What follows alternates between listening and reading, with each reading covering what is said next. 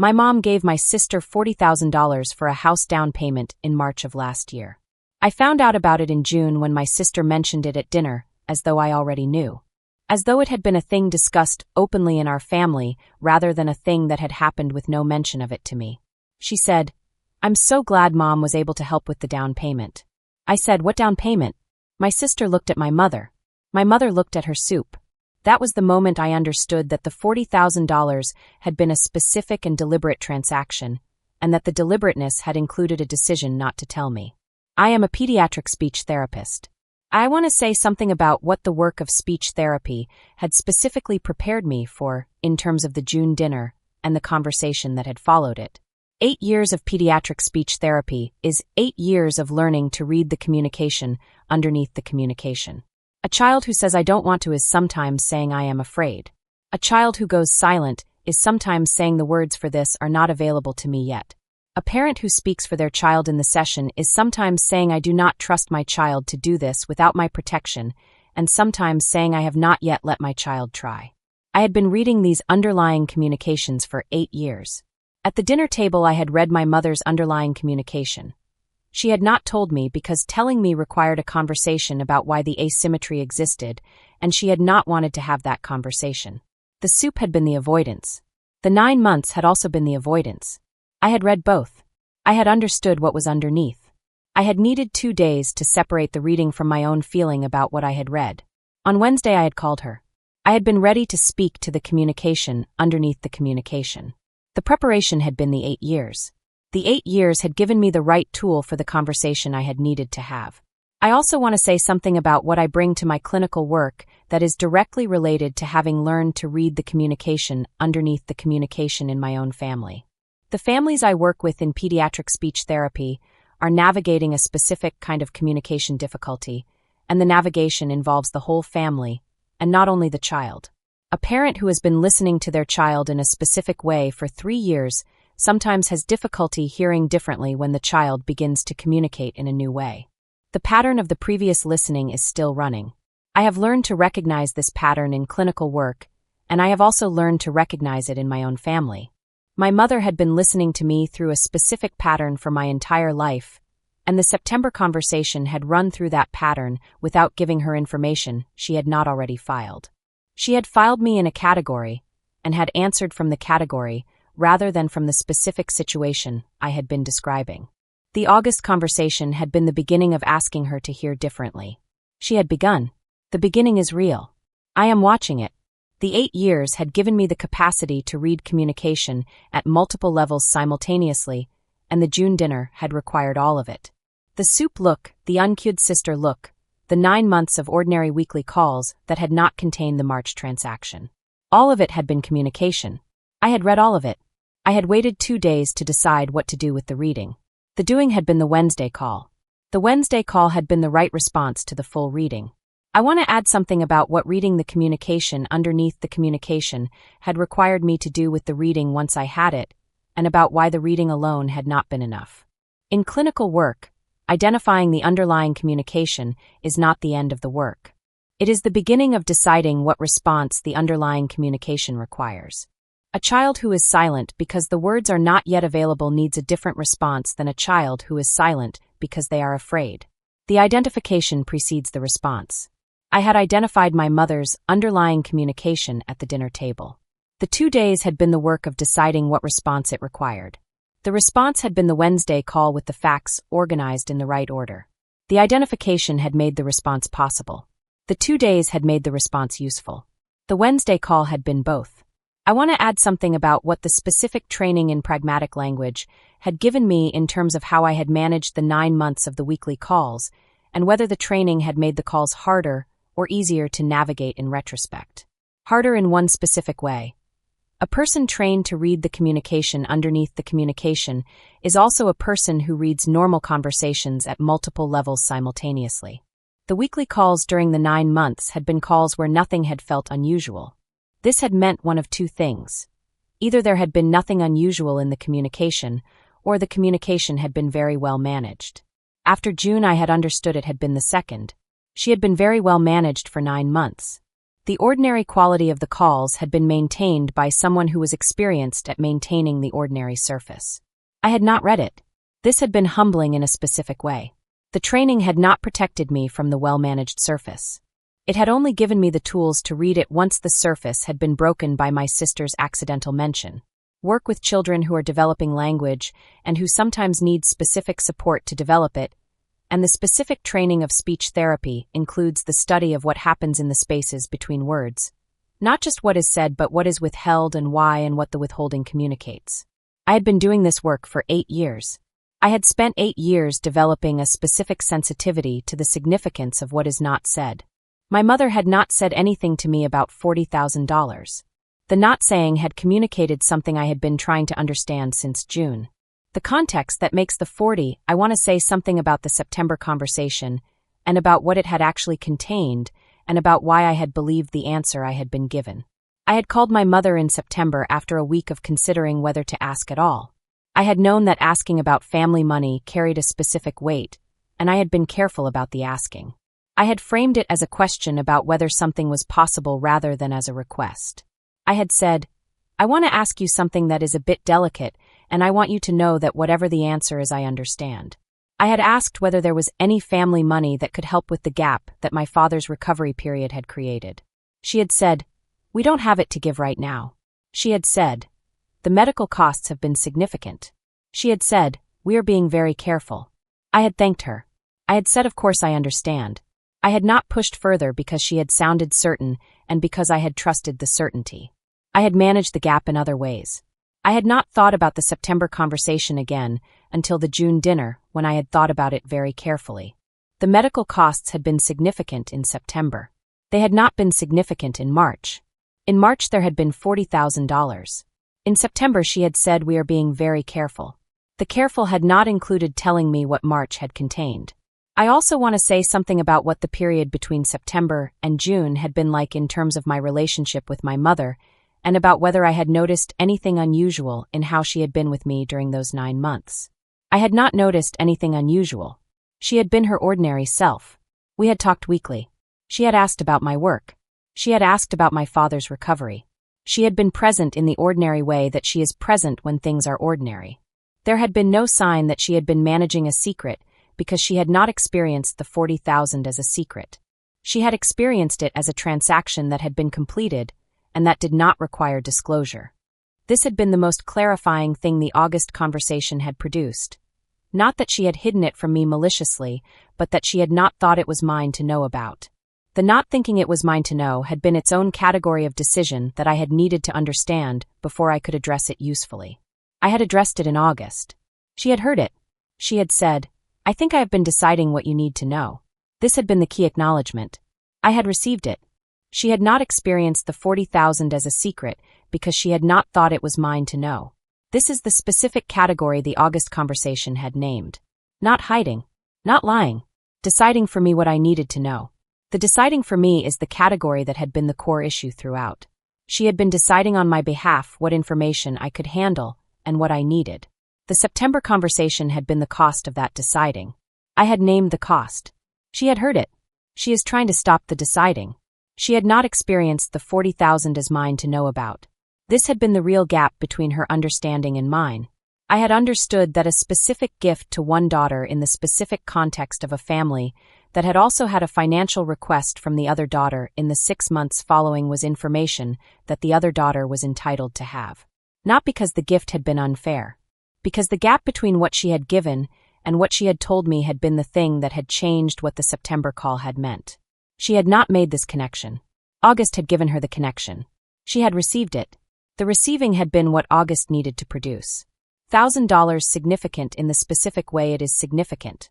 9 months before the dinner in June, when my father had been diagnosed with a heart condition and had needed a procedure and had been out of work for 3 months, I had asked my mother if there was any family money that could help with the gap. She had said, we don't have it to give right now. She had said, your father's medical costs have been significant, and we are being very careful. She had said this in September. She had given my sister $40,000 in March. The March that preceded the September conversation had been 7 months before my father's diagnosis. The March that had the $40,000 had been before the medical costs had been significant. I had not been told about March. Before I go on, if this story I want to say something about what the 2 days between the June dinner and the Wednesday call had been, and about the specific work I had done in them. The first day had been the feeling. I had let the feeling be what it was without making it immediately productive. The feeling had been the specific combination of things that produces when you discover that a trusted person has made a decision about what you needed to know and has decided that you did not need to know the thing that changed everything. There is a particular texture to that feeling. It is not only hurt. It has something in it that is related to the specific disorientation of discovering that the map you had been using was not accurate. I had been operating with an inaccurate map for 9 months. I had made decisions with the inaccurate map. The second day had been the separation. Here are the facts, here is what the facts tell me, here is what I need to say and to whom and in what order. I had made notes on the second day. The notes had been the skeleton of the Wednesday conversation. I had not read from the notes on Wednesday. I had not needed to. The work of making them had put the structure in my head, and the structure had held when I had called. I also want to say something about what the 2 days had produced specifically in terms of what I had decided to say and what I had decided not to say. There had been things I had felt during the first day that I had decided not to bring to the Wednesday call. The feeling about the fairness of the comparative treatment. The feeling about having been the closer daughter and the driving daughter, and having been rewarded with the version of the answer that had been technically true and contextually incomplete. These feelings had been real and they had not been useful to bring directly because they would have produced a conversation about fairness rather than about what I had actually needed addressed. What I had actually needed addressed was more specific. I needed her to understand what the September conversation had meant given the March timeline. I needed her to understand that I had made decisions on the basis of an incomplete answer. These were the facts, and they were the thing that needed to be named. The feelings had been real. The facts had been the lever. I had brought the lever. The lever had produced more than the feelings would have on their own. The lever had been the facts in the right order. What happened in March? What I asked in September? What I was told in September? What I did not know in September? What I made decisions from? What decisions I made differently because of the incomplete information? In order. With dates. With the specific language of someone who had spent 2 days making sure the facts were clearly organized. The organization had been the lever. The lever had done what it was built to do. I want to add something about what had happened in the 3 months after the August conversation, and about whether the change in my mother had been visible in the ordinary weekly calls that had continued through the fall. The weekly calls had been different in a specific small way. She had been more willing to ask about my father's recovery in terms that acknowledged my role in it. She had said once in September, "I know you carried a lot of this with the appointments." This had been a small sentence, and had been the first time she had named my role in the recovery period directly. I had said, yes. I had not said more than yes because yes had been the accurate response, and because I had wanted to receive the naming without inflating it into more than it had been. It had been one sentence. It had been a real sentence. It had been more than nothing. I had received it as what it was. One real sentence in the direction of the change.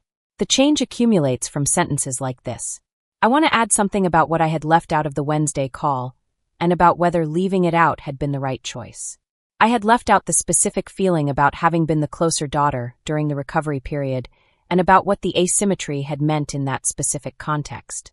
I had left it out because bringing it had required a comparison between my contribution and my sister's during the recovery, and the comparison had not been the point I had needed to make. The point had been the September call, and the March timeline, and the incomplete answer. The keeping and the driving had been real costs I had absorbed, and they had been relevant context. I had raised them in August when the context had become available. She had acknowledged them in September with the appointment sentence.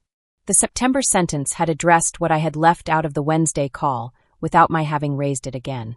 She had arrived at it. The August conversation had given her the context to arrive there.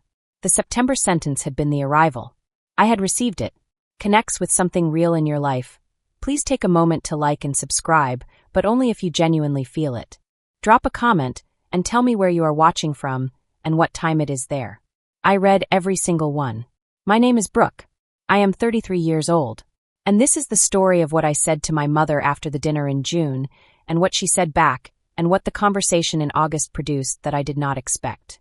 Now let me explain what the year I want to say something about Austin, and about what the greenbelt had given me during the processing period, and about why moving through a place physically had been useful when moving through something emotionally.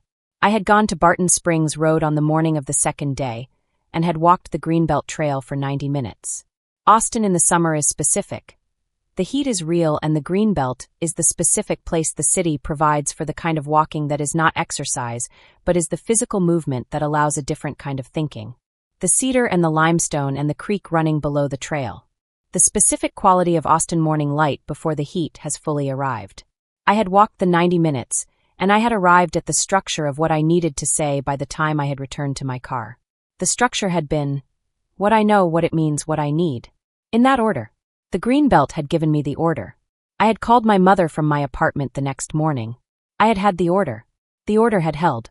The conversation had been the conversation the order had prepared me to have. I also want to say something about what Austin had given me during the year of managing my father's recovery, and about why being 40 minutes away from my parents' house had been both a gift and a cost that the September conversation had not accounted for. The gift. I had been able to be present in a specific and practical way during the recovery.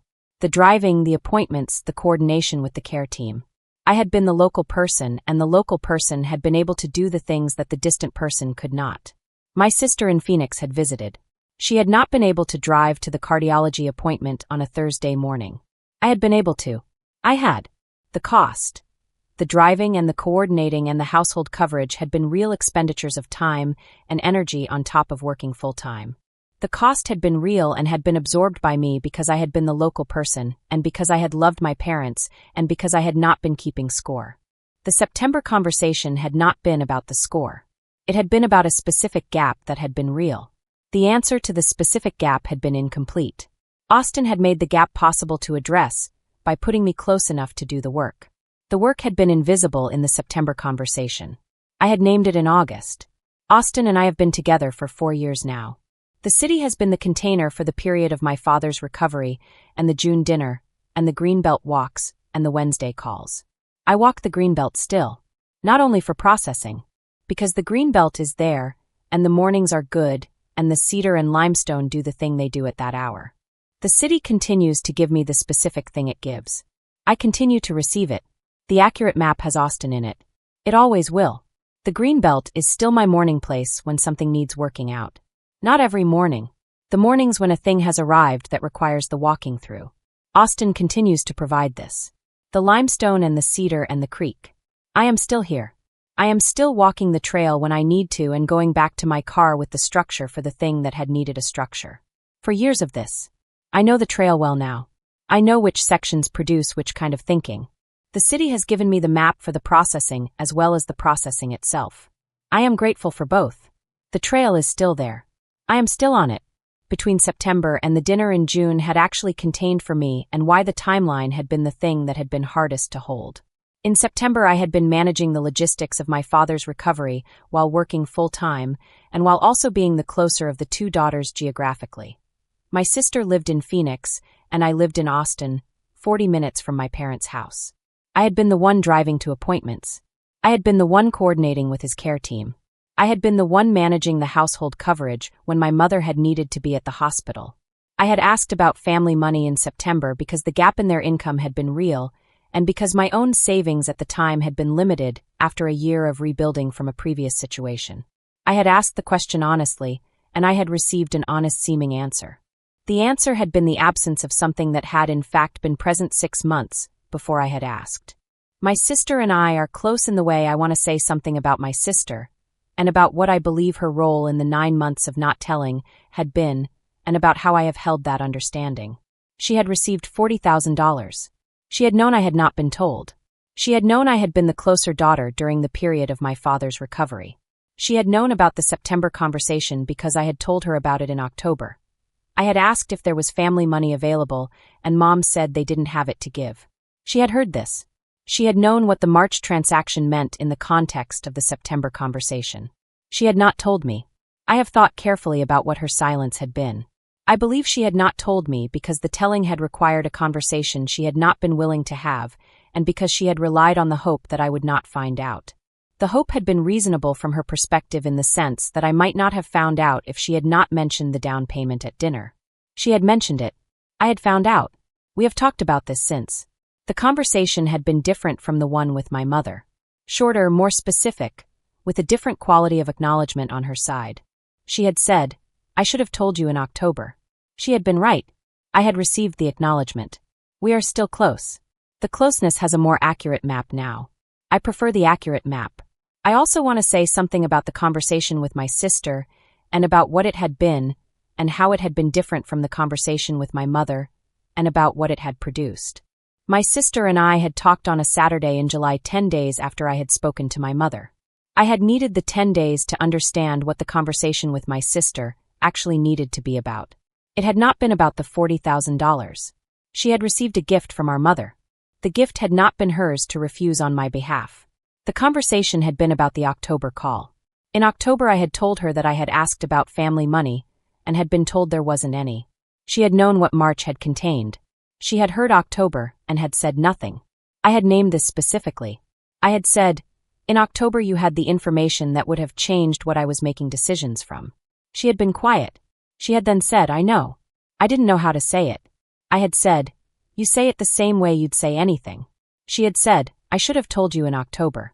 I had said, "Yes." We had been quiet for a moment. Then we had talked about other things.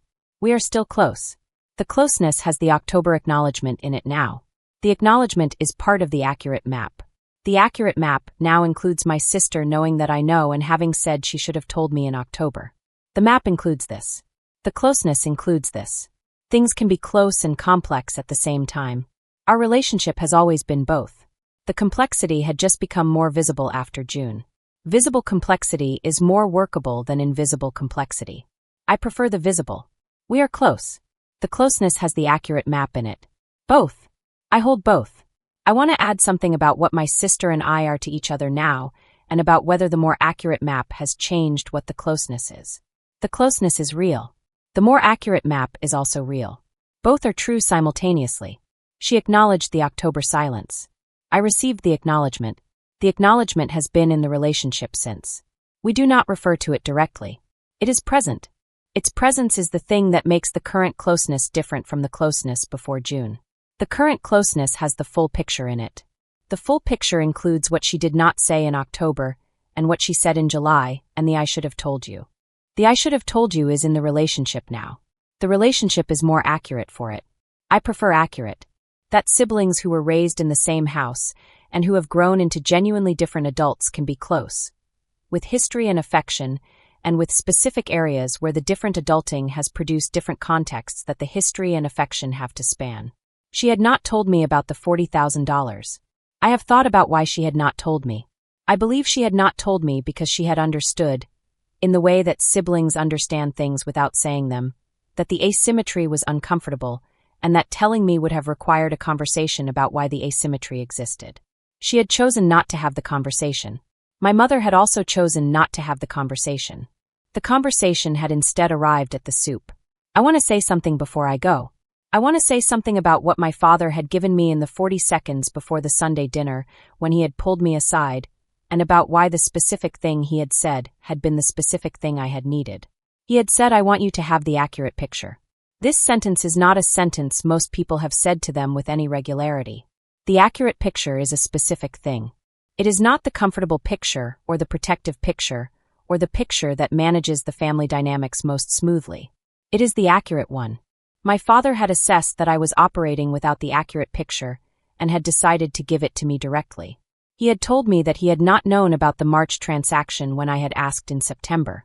He had not elaborated on what that meant about my mother or about their marriage or about what had happened between them when he had found out. He had given me only what I needed, the accuracy about his own knowledge. The accuracy about his own knowledge had been precisely what had been missing. When you discover that the picture you have been using is incomplete, the most useful thing another person can do is fill in the specific missing piece without adding their interpretation of all the pieces that surround it.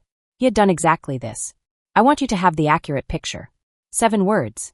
The 7 words had been the gift. I also want to say something about my father and about what his decision to pull me aside had revealed about what kind of person he is and about what I had understood about him that I had not fully articulated before the Sunday. He is a person who is direct in the specific way that some people are direct, Not sharply or without care, but clearly, with the understanding that clarity is a form of respect, and that the withholding of relevant information from someone is a form of disrespect regardless of the motive for the withholding. He had assessed the situation after June, and had concluded that I was operating without information I was entitled to have. He had given me the information. He had done this knowing that the giving would have implications for his marriage, and for the family dynamics, and for the conversation I was going to have with my mother in August. He had done it anyway. I want you to have the accurate picture. The sentence had been a commitment to the primacy of accuracy over comfort. He had made this commitment at his own cost. I have thought about this many times since the Sunday, and I have tried to make the same commitment in my own relationships. Accuracy over comfort. The accurate picture. Always the accurate picture. 7 words. I want you to have the accurate picture. I have thought about what it takes to say 7 words like these in a situation where the 7 words have consequences for a marriage and for the family dynamics, and for what a daughter is going to do with the information she receives. He had weighed all of this, and had pulled me aside anyway. The accurate picture had been more important to him than the smooth surface. This is the man my father is. This is what he showed me in 40 seconds before a Sunday dinner. I carry it. I always will. The accurate picture. Always. I want to add something about what my father is like generally, and about whether the Sunday conversation had been characteristic of him or whether it had been exceptional. It had been characteristic. He has always been the parent who said what he observed directly, and without elaborate framing. When I had been a child and had done something that had not been right, he had named it specifically and had not attached a narrative about what it meant about me. He had said, "This thing was not right. Here is why." That had been the conversation. He had not needed the thing to carry more than it was. The Sunday conversation had been the same approach applied to a different situation. I know something you don't know. You should know it. Here it is. That had been the conversation. 40 seconds. Characteristic. He has always been this way. I have always known it. The Sunday had confirmed it at a moment when I had needed the confirmation. Not about the conversation with my mother in July, or what she had said, or how it had ended, but about what my father had said to me 4 weeks later when I had been at their house for a Sunday dinner, and he had pulled me aside before we had eaten. He had said, "I need to talk to you about something your mother and I have been discussing." He had said, "I found out about the conversation in June from your sister, and I want you to know that I did not know about the March transaction when you asked us in September." I had looked at him. He had said, "I am telling you this because I want you to have the accurate picture." He had said, "What happened was not right, and I am sorry you were in the position you were in." He had not said more than this. He had not elaborated on what had happened between him and my mother about the March transaction. He had given me what he had been able to give me: the acknowledgement, the apology, and the accurate information. I had thanked him. We had gone into dinner. Some things had shifted. Thank you for staying until the end. I want to end with something about what the accurate picture means for the relationship with my mother now, and about where things stand in the year since the June dinner. My mother and I are in a different place than we were before June. The place is not worse. It is more accurate. I have a more accurate map of how she thinks about her 2 daughters and what factors enter her decisions about us. The more accurate map is harder in some ways and more useful in others. I no longer assume that the information I have about our family is complete. I ask more specific questions. She answers more directly than she did before June. This is the thing the August conversation had produced. Not a full resolution, but a different quality of directness between us. She had said, "I think I have been deciding what you can handle on your behalf." She had said this with a specific quality of recognizing that the deciding had not served me. I had said, "Yes." She had said, "I will try to stop doing that." The trying has been visible in the year since. She has not always succeeded. She has tried more visibly than she had before. My father still calls between dinners. He still gives me the accurate picture when he has one to give. I am grateful for both of them in different specific ways. The map is more accurate now. I use it accordingly. I also want to end with something about what the account of this year has given me in terms of what I now know about the relationship between honesty and proximity, and about why the closer person is not always the best informed person. I had been the closer daughter geographically, and I had been the less informed daughter about the specific financial transaction that had been the most relevant context for the question I had asked. The proximity had not produced the information. My father had produced the information. He had produced it because he had been unwilling to have me operate with an inaccurate picture and because he had valued my accurate understanding of the situation above the family smoothness that the withholding had been maintaining. I carry this from him. The accurate picture above the smooth surface. Not cruelty and not indiscriminate honesty that does not account for context and relationship. But when someone is operating with an incomplete map, and you have the missing piece, you give it to them. You give it cleanly and without elaboration, and you let them do what they need to do with it. I want you to have the accurate picture. 7 words. He gave them to me before a family dinner on a Sunday, and they have been with me every day since. They always will be. The accurate picture. Always. My father gave this to me. I carry it in my clinical work as well. A parent who has been given incomplete information about their child's development has been failed by the people responsible for giving complete information. I give complete information. I do not decide for the parent what they can handle. I give the accurate picture, and I help them understand what to do with it. This is what my father did for me. I do it for the families I work with. The gift passes. I am still passing it. I want to end with something about the relationship with my mother now, and about what I believe the next years will produce between us, and about why I am patient with the pace of the change. She is trying to stop deciding on my behalf what I need to know. The trying is visible in the weekly calls, and in the September sentence about the appointments, and in the way she asks questions differently than she had before August. The change is real. It is incomplete. I am patient with the incompleteness, because I understand that revising a lifelong pattern of how you relate to a specific person takes the time it takes. My father gave me the accurate picture, and the accurate picture has made it possible for me to be patient with my mother's process. Without the accurate picture, I would still be carrying the weight of the unknown involvement. I am not. I am patient. I am watching the trying. The trying is real. I want to add a final thing about what the year has given me in terms of my own practice as a speech therapist, and about whether the experience of having been misled by an incomplete answer has changed anything about how I work with families. It has changed one specific thing. I am more careful now about making sure that the information I give to families is the complete information, and not only the information that is technically accurate. A technically accurate piece of information delivered without the context that changes its meaning is not complete information. Complete information includes the context as well as the data. I had received the data without the context in September. I had been altered by the experience of what that received data without context had cost me. I give families the full picture. Not the comfortable version. The accurate one. My father had given me this instruction through his example. I apply it. If this story made you feel something, write it in the comments. I read every single one. And if you want to hear the story of what I finally said to my mother at the August dinner, and what happened when I named every part of the timeline in the specific order it had happened, and what she said in response, and what we are to each other now, it is waiting for you in the description below. Click it. Until next time, take care of yourselves. And if you have ever been in the position of having asked a question honestly and received an answer that was technically true, but that was missing the specific information that would have made the true answer also the complete one, I want you to know, the incomplete truth is not an accident. It is a choice. My father understood this. He gave me the accurate picture. Sometimes one parent gives you what the other one couldn't. I want to tell you more about what the work of speech therapy had given me as a framework for understanding what had happened at the dinner table, and why the not telling had been its own communication. In speech therapy, we study what is called pragmatic language. The social use of language, the understanding that communication is not only what is spoken, but includes what is chosen not to speak, the timing of disclosures, the context in which things are said or withheld. A child who does not yet have pragmatic language understands words, but does not yet understand the social architecture around the words. Why some things are said directly, why other things are implied, why some things are never said at all. Developing pragmatic language is the work of learning to read the whole communication rather than only the words. I had been doing this work for 8 years. I had been reading the whole communication at the dinner table in June. My sister had mentioned the down payment in the tone of someone reporting a known thing. My mother had looked at her soup.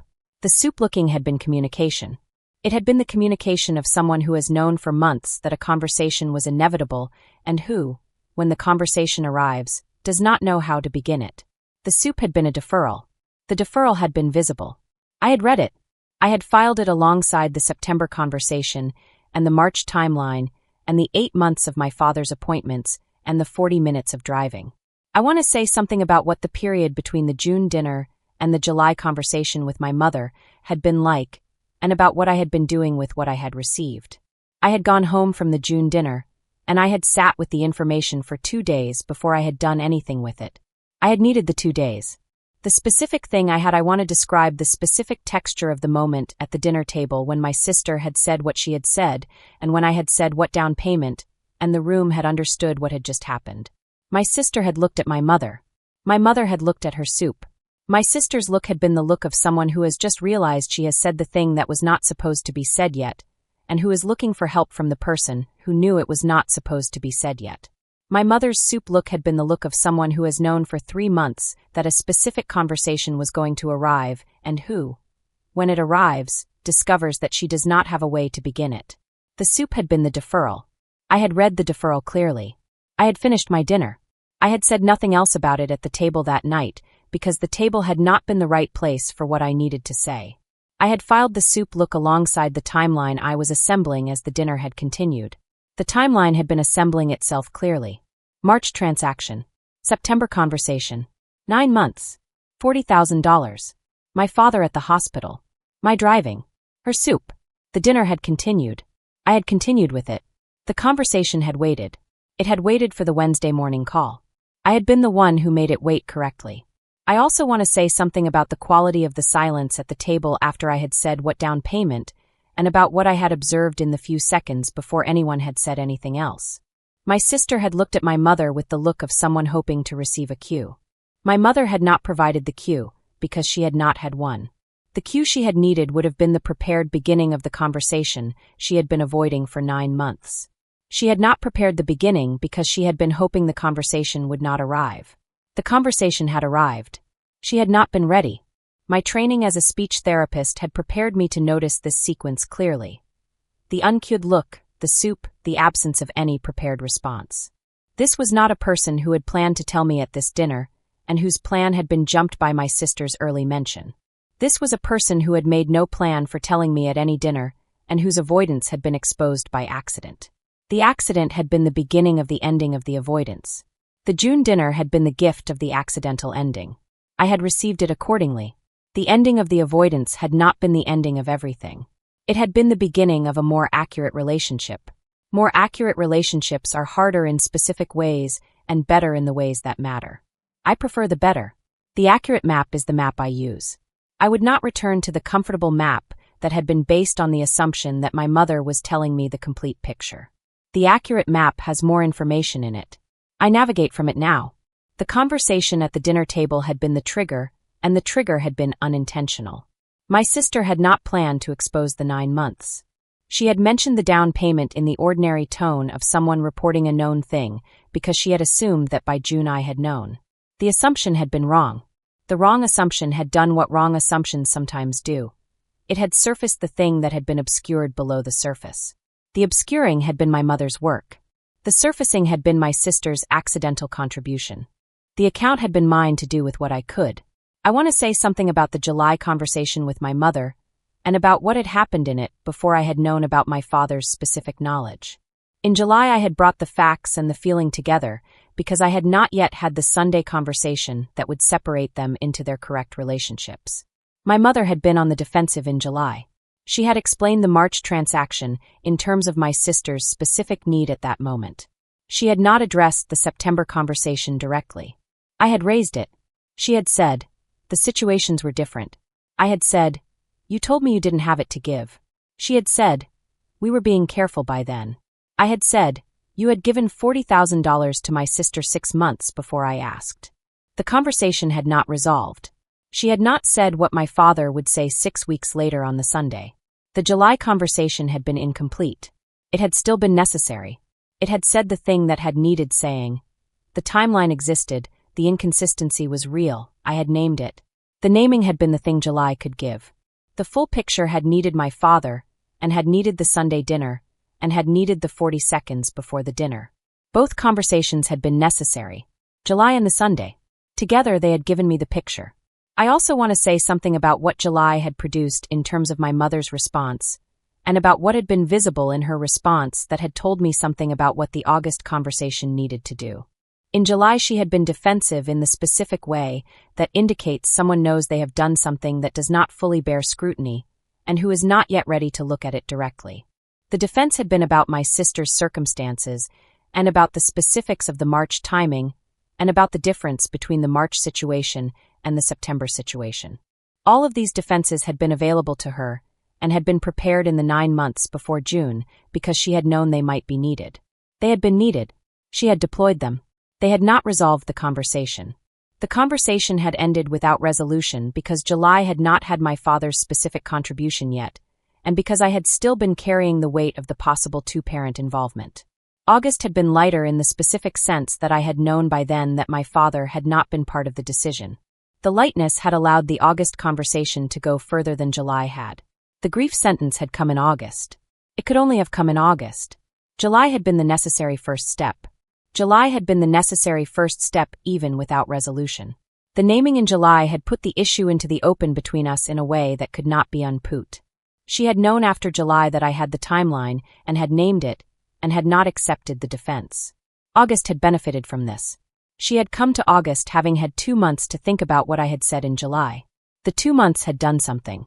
The grief sentence could only have come after 2 months of thinking about what July had put into the open. July had been worth having. July had been the naming. August had been the hearing. Both had been necessary.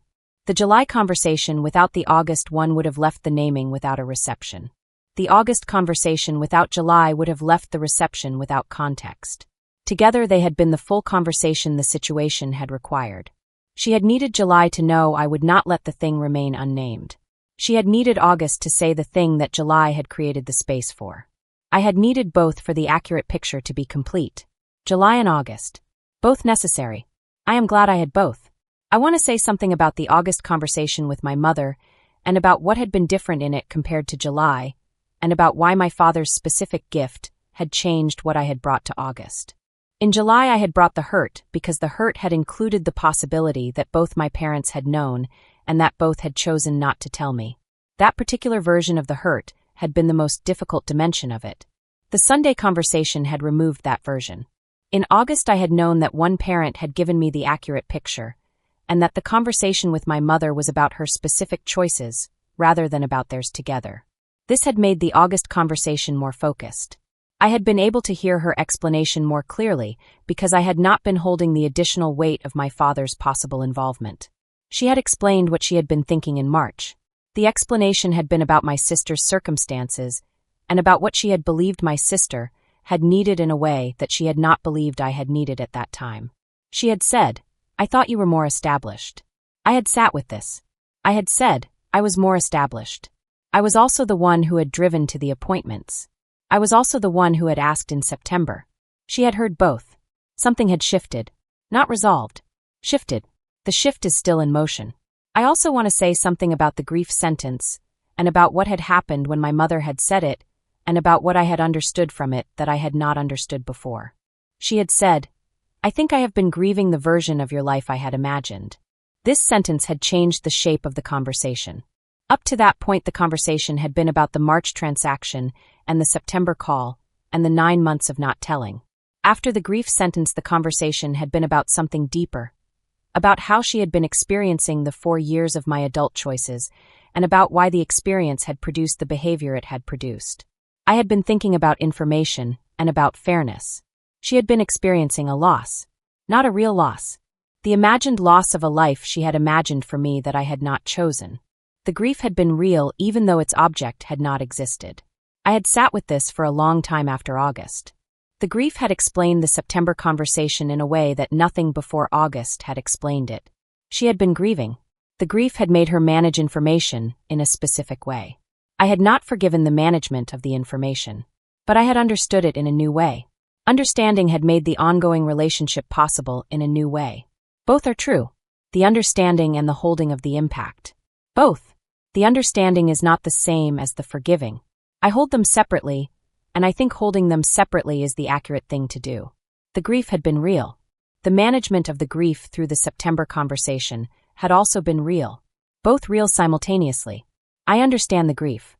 I have not fully forgiven the September conversation, but I am in the process of understanding it well enough to decide what the forgiveness requires. The process is ongoing. She is in it with me. The being in it together is what the relationship is now. I want to add something about the grief and what I think it had been the grief for, and about whether I believe my mother had understood her own grief before she had named it in August. I do not think she had understood it fully before August. I think she had been experiencing it as a concern about stability and potential, and had not known that what was underneath the concern was the specific loss she was experiencing of an imagined future for me that I had not chosen.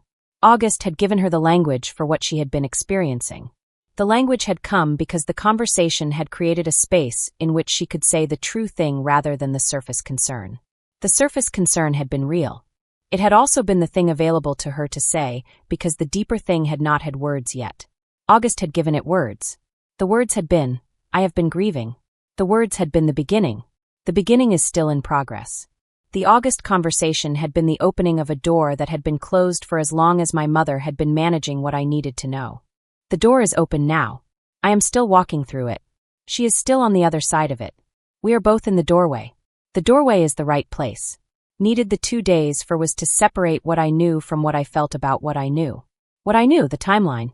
The 40,000 in March, the September conversation, the omission, the 9 months between. What I felt about what I knew. Several things simultaneously, none of which had been useful to bring directly to the conversation I was going to need to have. I had sat with the feeling for 2 days, and then I had separated it from the facts, and I had called my mother on a Wednesday morning, and I had told her I needed to talk to her. I want to say something about Austin, and about what having the city around me during that year had given me, and about the specific quality of Austin in the summer months, when the heat makes the city slow, and when the slowing is a kind of permission. I had moved to Austin 4 years before the June dinner. I had moved for a professional opportunity and had stayed because the city had become mine in the specific ways that cities become yours, through the accumulation of known streets and regular places, and the relationships that a neighborhood produces when you have been in it long enough to be a known person in it. The summer after the June dinner had been an Austin summer, and the specific quality of that summer. The heat, the way the evenings eventually cool, the outdoor spaces that become habitable again at 9 in the evening, had given me a container for the processing. I had gone to the Greenbelt on the mornings when I had needed to move through something. The river in Austin in the mornings had been one of the places where I had worked out what I was going to say. I want to say something about what my father's specific gift had been, and why the way he had said what he had said had mattered as much as the content. He had pulled me aside before dinner. He had chosen the moment deliberately. He had said, I need to talk to you about something. This framing had been the framing of someone who has something specific to say, and who has decided to say it directly rather than around the edges. He had said, I did not know about the March transaction when you asked us in September. This sentence had contained several things. His acknowledgement that the September conversation had happened, his acknowledgement that the March transaction had been the relevant context for it, and his specific distinction between his own knowledge and my mother's. He had not defended my mother. He had not explained my mother. He had given me the accurate picture and had separated his knowledge from hers. He had said, what happened was not right. He had not said it in the tone of someone performing an apology. He had said it in the tone of someone stating what he believed to be true about a situation he had assessed carefully. I had received it as such. I want to say something about what my mother had said in the August conversation and about what had been possible after my father had given me the accurate picture. The August dinner had been 6 weeks after the Sunday when my father had pulled me aside. I had known by August what I had not known in July, that my father had not been part of the March transaction, that he had found out about it in the period between June and July, and that his response to finding out had been to come directly to me. This had changed what I had brought to the August conversation. In July I had brought the facts and the hurt both. In August I had brought only the facts because the hurt had been partially addressed by my father's acknowledgement and by the understanding that the March transaction had been made without his knowledge. My mother and I had talked for 2 hours. She had explained what she had been thinking in March. The explanation had not fully explained the September conversation or the 9 months of not telling. But it had been the beginning of something. It had been the first honest conversation we had had about the transaction and about what it had communicated about fairness, and about how she thought about her 2 daughters, and about what she had thought I could handle compared to what she had thought my sister needed. The beginning of something is not the resolution. It is the beginning. I am still in the beginning.